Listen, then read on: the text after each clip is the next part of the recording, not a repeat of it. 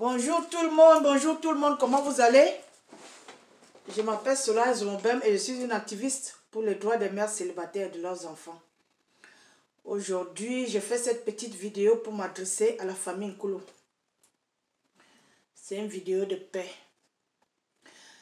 Pour ceux qui me suivent, j'avais fait une vidéo le 30 novembre 2020 où je parlais de ma nièce Jo Sylvie Leroy. Jo Sylvie Leroy était ma nièce et je l'aimais beaucoup. Nous avons grandi ensemble. Il y a quelques années, Jo m'avait informé de sa maladie. Elle m'a dit, So, je suis malade. Et quand elle m'a parlé de cette maladie, je savais que c'était très grave. Très grave. Parce que cette maladie avait tué l'un des hommes les plus riches des États-Unis. Mais Jo était tellement forte et relaxe. On a continué la vie. Elle vivait in and out de l'hôpital, c'est-à-dire hors de l'hôpital, dans l'hôpital. On s'appelait constamment. Il y avait des moments où je l'appelais, elle ne prenait pas pendant longtemps et elle me rappelait. J'avais constaté que quand je demandais à la famille, parce que Jo m'avait dit qu'elle est seule, elle habite seule. Je ne comprenais pas pourquoi Jo étant si malade peut habiter seule. Elle m'a expliqué beaucoup de choses. Et quand je demandais à la famille Nkulu, Jo ne répondait pas. Elle hésitait. Elle changeait de sujet. Je ne sais pas si c'était l'effet de la morphine, parce que Jo m'avait dit qu'elle prenait la morphine. Je ne connais pas exactement ce que c'est que la morphine, mais je sais que c'est un médicament très puissant. Donc je ne sais pas si elle somnolait ou je ne sais pas quoi. Bref, il y a quelques années, je pense que c'était en 2018 ou 2019, j'ai proposé à Jo de venir vivre avec moi ici. Mais je savais que mon assurance ne pouvait pas la couvrir. J'ai dit, ok Jo, je veux que tu viennes rester avec moi même pour 2 semaines, pour quelques semaines.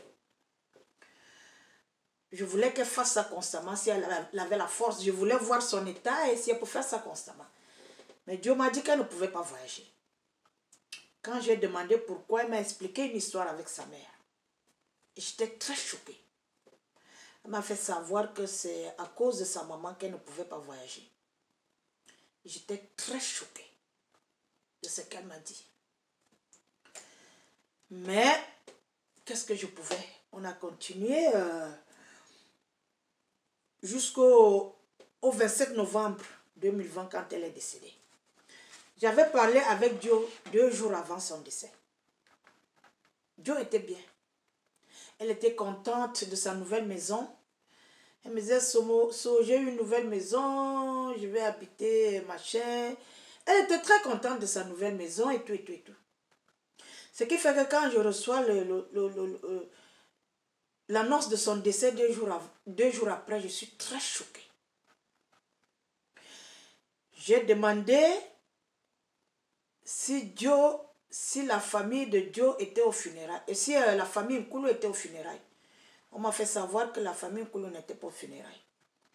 On m'a fait savoir que la famille Nkulu avait tourné le dos à Jo, qu'elles avaient abandonné Jo. Et j'étais choquée. Parce que je sais combien Jo aimait la famille Nkulu.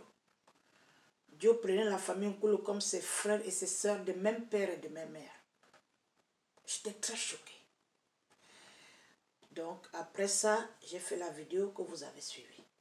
Aujourd'hui, je regrette cette vidéo parce que je suis en contact avec la famille Nkulu. Il y a une semaine, la famille Nkulu m'a contacté. Une Nkulu m'a écrit. Je n'ai même pas lu ce qu'elle m'avait écrit. Je l'ai ignoré.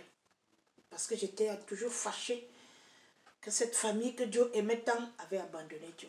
J'étais sous le coup du choc. Donc 3 jours après, je venais de me réveiller, j'étais couchée. Vous savez, tout le monde a une conscience. C'est là où étant couchée, je me suis dit, laisse-moi aller lire ce que cette fille Nkulu m'a écrit. Et quand je suis allée lire, j'étais choquée. J'étais très touchée de ce qu'elle m'a écrit. J'étais très touchée, j'ai coulé des larmes. Elle m'a appris des choses que je ne savais pas. Nous avons conversé pendant longtemps sur écrit.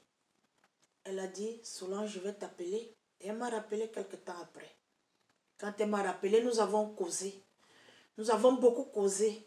J'ai beaucoup pleuré encore parce que j'ai appris des choses que je ne pouvais pas imaginer. Des choses que je ne voulais même pas connaître parce que j'étais choquée. Parce que ce qui s'est passé à Bordeaux. Je n'ai pas de mots. Parce que je connais Joe. Je connais très bien Joe. Dieu a beaucoup souffert. Dieu a beaucoup souffert. Je ne pouvais pas imaginer que Joe pouvait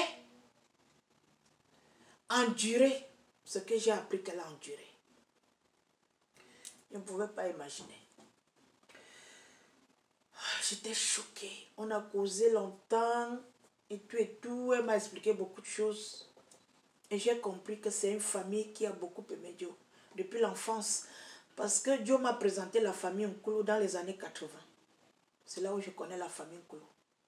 La famille Nkulu était la famille de Dieu. Donc quand j'ai appris certaines choses, je n'en revenais pas. D'où la communication est une très bonne chose. J'aurais dû contacter la famille Nkulu et essayer de causer avec elle, ce que je n'ai pas fait. J'ai plutôt écouté les gens de ma famille, certaines personnes de ma famille qui m'ont dit certaines choses.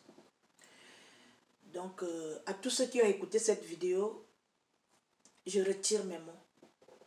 La famille Nkulu aimait beaucoup Joe. Elle aimait beaucoup Joe. La famille Nkulu a assisté Joe. La famille Nkulu était au funérail de Joe. La famille Nkulu était proche à Joe. J'ai tout simplement été misleading, c'est-à-dire j'ai été mal informée. C'était un malentendu. Je ne sais pas comment expliquer ça. Donc, à toute la famille Nkulu, je demande des excuses.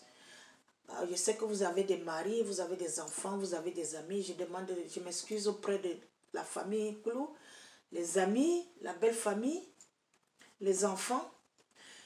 Nous sommes une famille et je voudrais que nous restions comme une famille. Vous aimiez beaucoup Dieu et Dieu vous aimait beaucoup. Nous devons laisser Dieu se reposer en paix. Et moi également, je vais avoir la paix d'esprit. Cette paix d'esprit où je peux me coucher la nuit, je sais et réellement, maintenant je sais ce qui s'est passé avec Dieu à Bordeaux. Je suis au courant de tous les détails. Ce que je ne connaissais pas avant. Dieu était une personne extraordinaire, une personne merveilleuse. Nous avons beaucoup perdu. Surtout ma famille, on a beaucoup perdu. On a beaucoup perdu. Mais perdre Dieu, c'était un choc. Un choc.